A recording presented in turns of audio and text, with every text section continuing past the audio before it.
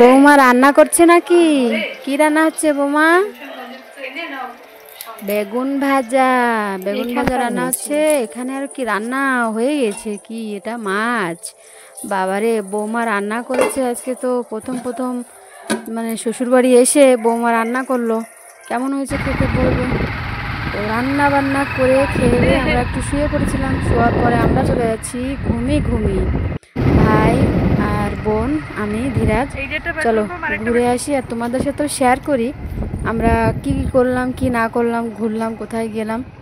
তো আমাদের ভিডিও ভালো লাগলে প্লিজ লাইক শেয়ার কমেন্ট করো, কমেন্ট করে জানিও। এখানে এই যে যাচ্ছে, আমরাও যাচ্ছি, এরাও যাচ্ছে। তো চলো আমরা যাচ্ছি কোথায়, বাবার খেতে যাচ্ছি। বাবা ক্ষেত চাষ করে, তো তো আমরা সেটা দেখতে যাচ্ছি। হয়ে গেছে চাষ বলতে, ভুট্টা তো শুকায় গেছে, তো তাও আমরা দেখতে আসছি কেমন হয়েছে।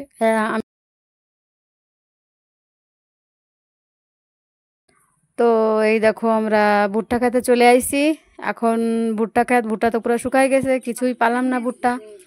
তো যাচ্ছি এখন ভুট্টা একটা শুকনো টোটা নিয়ে এখন যাব। তো পাশে একটা লঙ্কা ক্ষেত আছে, সেই লঙ্কা ক্ষেতেও আসলাম।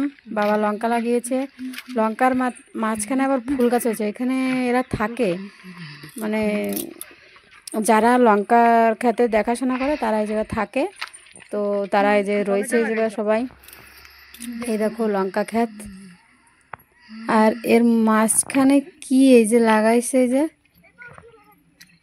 শালগম লাগাইছে। দেখ দেখ রশ্মি, আমরা বড়ই খাচ্ছি, বড়ই মাঝখানে বড়ইও খেয়ে নিলাম।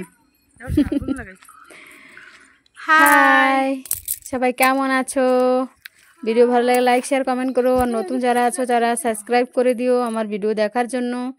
এই দেখো তোমাদের শালগম দেখাই, দেখবে এই দেখো ফুলও আছে। এখানে ফটোশ্যুট হবে, ভাই ফটো তুলবে এখন ওনার। আমিও কিছু তুলে নিয়েছি। এই যে শালগমটা দেখো কত বড় সাইজ, শালগমটার সাইজ দেখো, বাপরে হাতে ধরছে না। তো আমরা নিয়ে খাই, ঘরেও রান্না করে খেয়েছি। বিকেলের চপের সাথে ভিডিওটা শেষ করছি। সবাই ভালো থাকো, টাটা বাই বাই। আমার চ্যানেলটা সাবস্ক্রাইব করি।